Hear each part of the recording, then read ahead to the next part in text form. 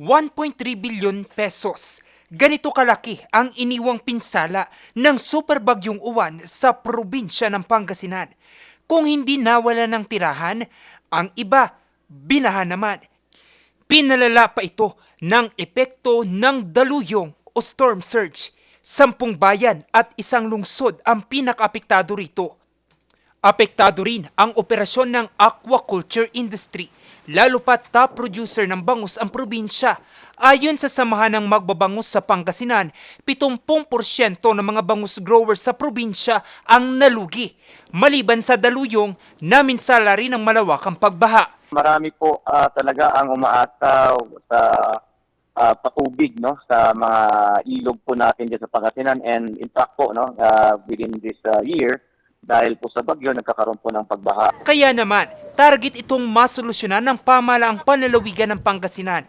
Ito'y sa pagsisimula ng 10-year river rehabilitation. Unang isa sa ilalim sa river dredging, ang Agno River at 5 channel sa Lingayen at Nayum River sa Dasul, Pangasinan. I think the vessels will arrive tomorrow, no? So that's initial.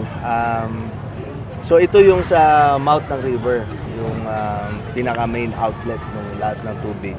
We'll see if maging effective yun, no?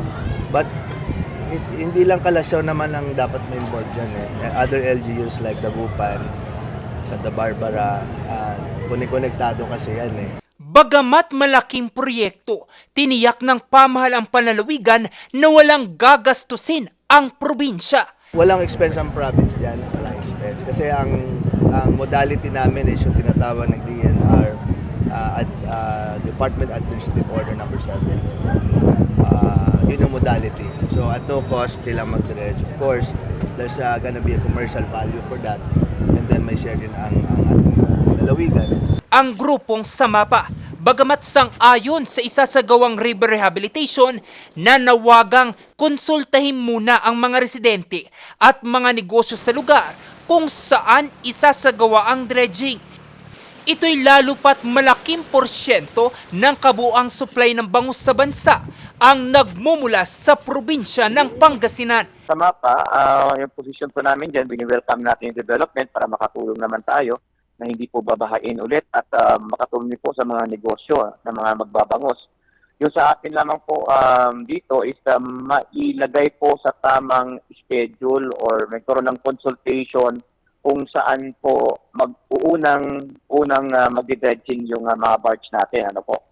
Kasi kailangan natin malaman, at least ma-schedule po at masabihan po yung mga kasamahan natin dyan na magbabangus na ito po ay parte ng huhukaying So magkaroon po ng schedule at maayos po nila yung production nila.